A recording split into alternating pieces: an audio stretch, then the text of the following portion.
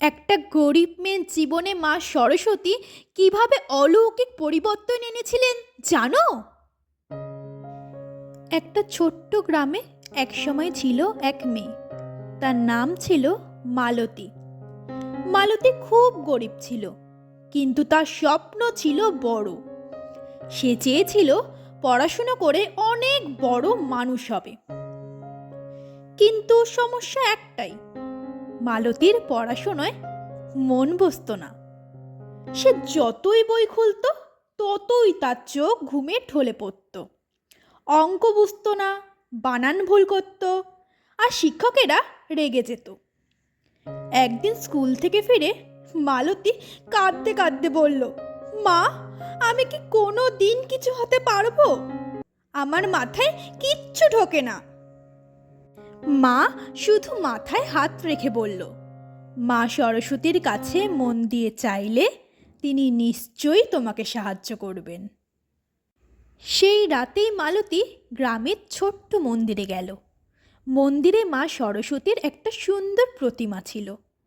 মালতী প্রদীপ জ্বালিয়ে মায়ের পায়ে বসে বলল, মা, আমি টাকা চাই না, আমি শুধু চাই জ্ঞান।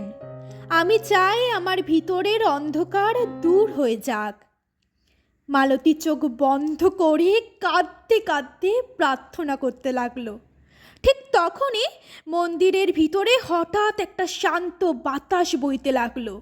প্রদীপের শিখা দুলে উঠল, আর মালতীর কানে যেন খুব মিষ্টি একটা কণ্ঠ ভেসে এলো। জ্ঞান কখনো উপহার নয়, জ্ঞান অর্জন করতে হয়। তুমি যদি প্রতিদিন একটু চেষ্টা করো, আমি তোমার পাশে থাকব। মালতী চমকে চোখ খুলল। কেউ ছিল না, শুধু মা সরস্বতীর চোখ যেন আরো বেশি শান্ত হয়ে জ্বলজ্বল করছিল। পরের দিন থেকে মালতী সিদ্ধান্ত নিল, সে প্রতিদিন মাত্র 30 মিনিট করে পড়বে। মন না চাইলেও পড়বে, ভুল হলেও পড়বে, আবার আবার চেষ্টা করবে। দিন যায়, সপ্তাহ যায়, মালতী লক্ষ্য করল তার মনে ভয় কমছে, আত্মবিশ্বাস বাড়ছে। যে মেয়েটা একসময় অঙ্ক দেখলেই কাঁদতো, সে এখন নিজেই অঙ্ক সমাধান করে ফেলছে। যে মেয়েটা বানান ভুল করত, সে এখন সুন্দর সুন্দর গল্প লিখছে। 1 বছর পর পরীক্ষার রেজাল্ট বের হলো। মালতী স্কুলে প্রথম হলো। গ্রামের সবাই অবাক। শিক্ষকেরা বলল, এই মেয়ের মধ্যে সত্যি কিছু আছে। মালতী সেদিন আবার মন্দিরে গেল। মা সরস্বতীর সামনে দাঁড়িয়ে চোখ ভিজিয়ে বলল, মা, তুমি আমার জীবনে আলো এনে দিলে। ঠিক তখন মন্দিরের ঘন্টা নিচে নিচে বেজে উঠল।